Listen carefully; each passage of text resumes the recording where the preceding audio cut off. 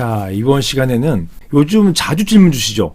역세권 활성화 사업 관련된 질문들을 굉장히 많이 주세요. 제가 이 역세권 활성화 사업 초기 단계부터 이렇게 몇 번 말씀드리려고 했었는데요. 이런 사업이 서울시 중심으로 근래 만들어지다 보니까 조금 이렇게 사업이 성숙되는 것을 지켜보고 그때 말씀드리자 이렇게 하려고 했었는데 질문들이 너무 많이 주시니까 제가 예상보다는 조금 빠르게 답변을 드려야 될 것 같아서 이렇게 영상을 찍게 되었습니다. 이 영상을 통해서 제가 자세하게 말씀은 드리겠지만 이 역세권 활성화 사업이라는 게 특별한 게 아니에요. 특별한 게 아니고 제가 전문적으로 가장 많이 했었던 그런 집합건물 재건축, 즉 상가, 오피스텔 이런 재건축에다가 이 역세권 활성화 사업을 얹은 겁니다. 그러니까 똑같다고 보시면 돼요. 그리고 이런 집합건물 재건축 관련된 그 노하우가 저에게 쌓여 있으니까 이 쌓여 있는 노하우에다가 역세권 활성화 사업만 붙여버리면은 문제가 없습니다. 이게 도시정비법처럼 그런 복잡한 조합도 설립하고 각종 인허가가 들어가 있는 그런 재건축하고 달라요. 그 다른 이유가 무엇일까요? 그 다른 이유가 조금 뒤에 제가 말씀을 드리겠습니다. 이런 역세권 활성화 사업의 목적과 도시개발법 사업의 목적이 다르기 때문에 그런 거예요. 자, 아무튼 저에게 이런 질문들이 왔었고 이런 질문에 대해서 제 답을 드려보면서 제목 보시는 것처럼 집합건물법으로 역세권 사업을 추진하는 방법 전반적인 말씀을 제가 한번 드려보겠습니다. 제가 영상이 복잡해지니까 제가 여러 번 내용을 수정했거든요.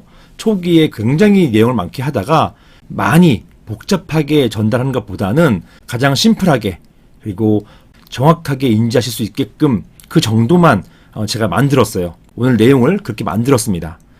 그래서 더 자세한 것, 더 알고 싶으신 것 이것은 저에게 상담 요청을 주셔야 돼요. 같이 논의하시면서 자세한 것을 제가 알려드리도록 하겠습니다.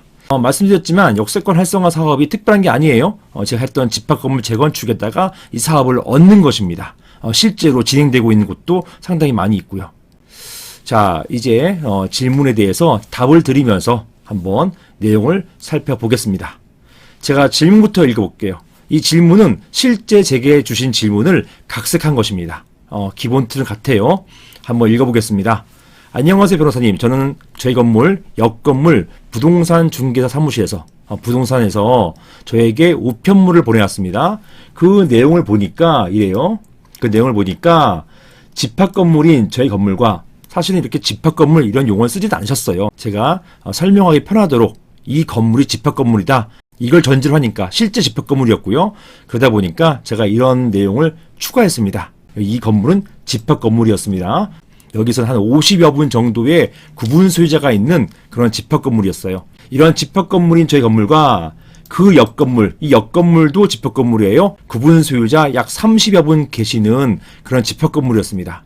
이 집합건물을 합해서 역세권 활성화 사업 대상지 선정 신청을 같이 하자 이런 내용이었습니다. 이런 역세권 활성화 사업 대상지로 결정되면 용도 지역 변경을 통해서 용적률이 대폭 높아지고 그 결과로 재건축의 이익이 극대화된다는 내용이었습니다. 상업지구가 중심상업지구가 되고 주거지역이 상업지구로 변경되고 이렇게 하면서 용적률, 이 건물을 위로 올릴 수 있는 그런 것이 높아진다는 것, 즉 5층짜리 빌딩이 10층짜리로 15층짜리로 이렇게 하면 어떤 얘기가 됩니까?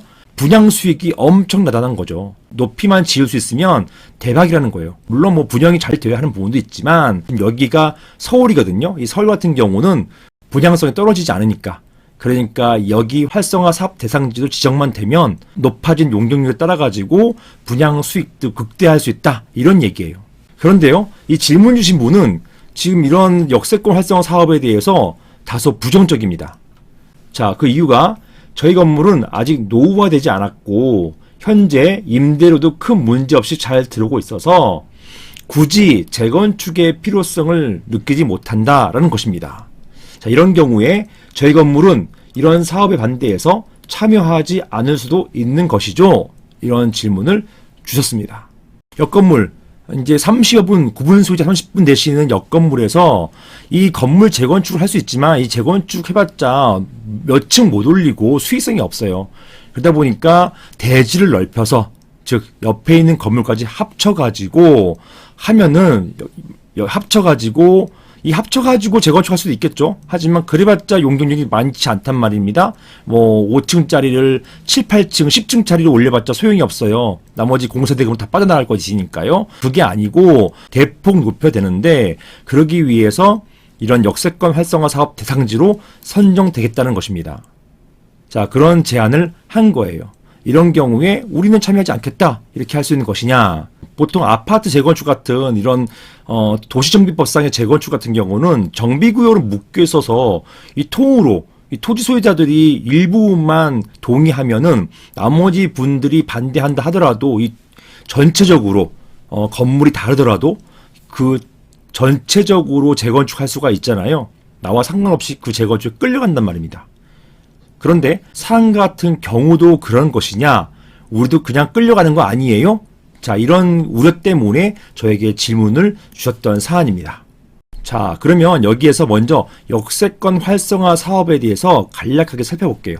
관련된 규정부터 먼저 살펴보면서 시작하겠습니다.